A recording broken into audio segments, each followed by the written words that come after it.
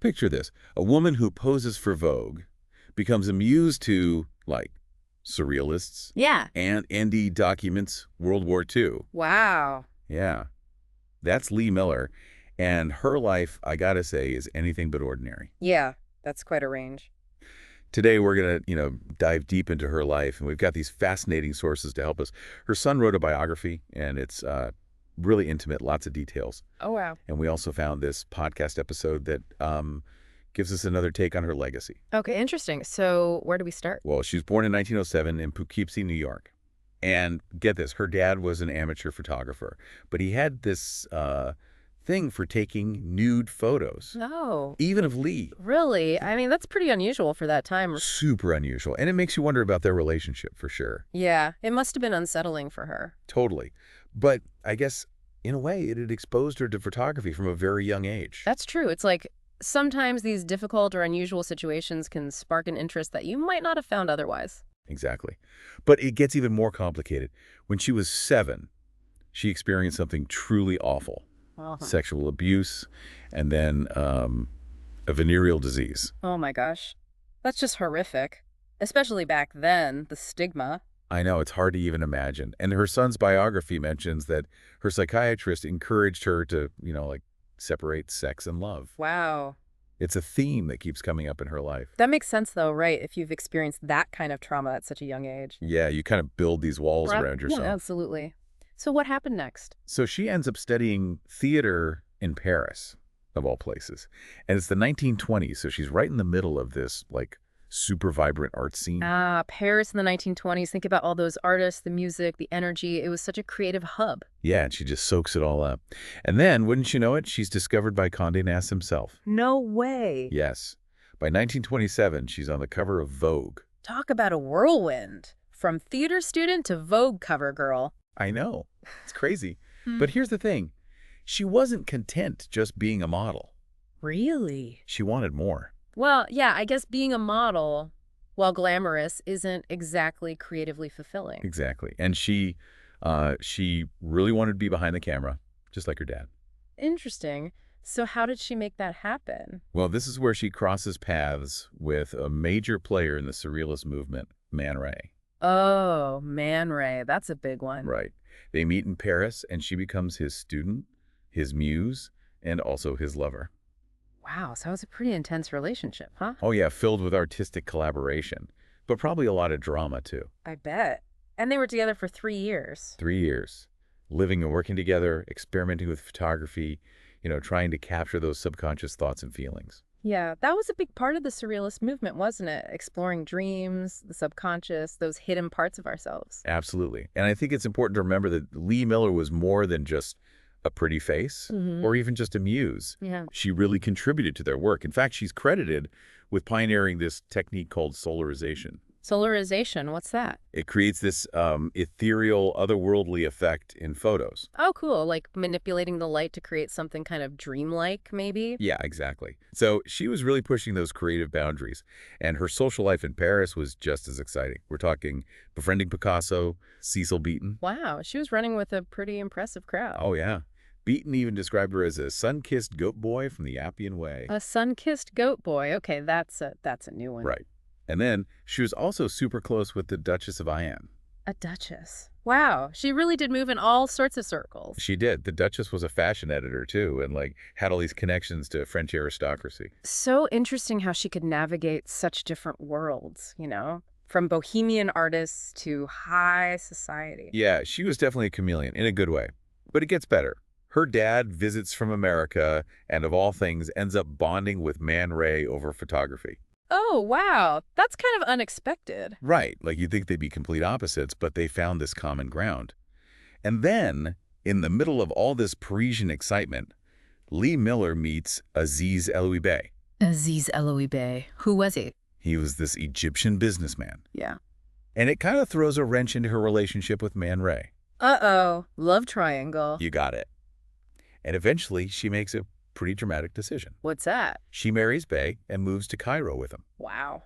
So she leaves the Parisian art world behind for Egypt. That's a big change. Yeah, a huge shift. But even in Cairo, her passion for photography never faded. Of course not. It seems like it was always a part of her no matter where she went. It was, and she started capturing these stunning desert landscapes. Oh, I bet those were amazing. Oh, they're incredible. And you know it's wild. What's that? Some of her photos from that time actually inspired the surrealist painter, Rene Magritte. No way. Really? That's fascinating. Yeah, it's like she was finding the surreal even in the vastness of the desert. It makes you wonder if being in that environment sparked something new in her creatively. For sure. I mean, who knows what goes on in the mind of an artist? But her journey was far from over, let me tell you. It was about to take another big turn. Oh, I can't wait to hear about it. But first, if you're loving this dive into the world of Lee Miller, do us a favor and hit that subscribe button for more fascinating stories like this one.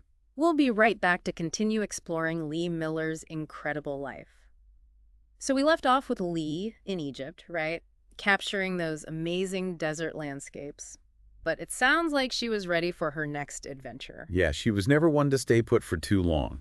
And this is where she meets Roland Penrose. He was British, an artist, and a big name in the Surrealist movement. Not just any artist, though, right? Didn't he have a reputation for being a bit of a prankster? Oh, totally. Remember that story about him painting himself blue? Oh, yeah. That was for a surrealist prank, wasn't it? Yeah. I think the podcast mentioned something about him wanting to disrupt some fancy art event. I can only imagine what that looked like. It sounds pretty chaotic, but hey, that kind of playful energy, that willingness to, like, shake things up, that was a big part of their relationship, too. Oh, yeah. Their relationship was a total 180 from her time with Man Ray. And guess what? What? She leaves Egypt and moves in with Roland in London. Wow, talk about a whirlwind. I know. But, their timing couldn't have been more dramatic. Why? What happened? World War II breaks out right as they're starting their new life together. Oh, wow. That must have been a huge shock, going from, like, the art world to suddenly being in the middle of a war? Yeah, totally different worlds. And for Lee, it wasn't just some faraway conflict either. I mean, she was living in London during the Blitz, seeing the bombs, the destruction. That must have been terrifying. I can't even imagine. But it seems like that experience kind of sparked something in her, a desire to document what was happening, show the world the reality of the war. That makes sense. She was always drawn to, like, capturing the raw essence of things, right? Right. And she didn't just observe from a distance either. She volunteered to be a photographer for British Vogue. Wait, Vogue? During the war? Yeah. At first, she was documenting fashion, believe it or not. Fashion. Amidst all that chaos. That's kind of strange to think about. I know, right? Seems so out of place. But I guess people were trying to hold on to some sense of normalcy. Yeah, I guess so. It's like finding beauty in routine, even when everything around you is falling apart. Exactly. But as the war got more intense, her work changed too. How so? Well, she started capturing these really powerful images of London during the Blitz. The destruction, the fear, but also, the courage of the people. Wow, that's a far cry from her surrealist work. It sounds like she was really confronting the harsh realities of war head on. She was. And her writing from this time is really powerful too. The podcast mentioned her modernist influences. And you can definitely see that in her descriptions of the war. Modernism. How did that influence her writing, do you think? Well, modernism was all about capturing those, fragmented, raw experiences of modern life.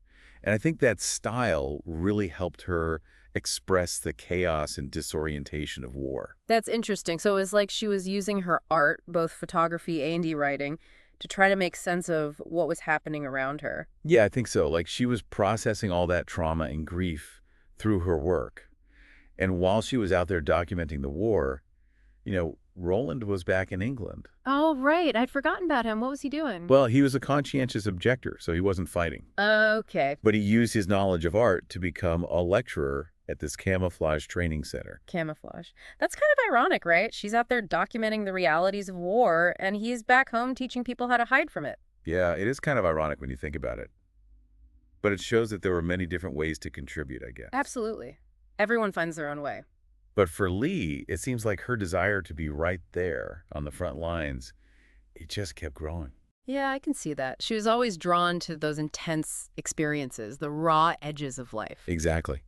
And that desire led her to some really, some of the most defining moments of her career. What do you mean? She became an embedded photographer with the U.S. forces. She witnessed the liberation of Europe, captured images that would become some of the most iconic and haunting images of the war. Wow. She was right there in the thick of it. She was. And think about this. She actually played a role in the liberation of Paris. No way. Yeah. Really? Yeah, it's kind of poetic, right? Yeah. It's like she came full circle back to the city where she'd found her artistic voice.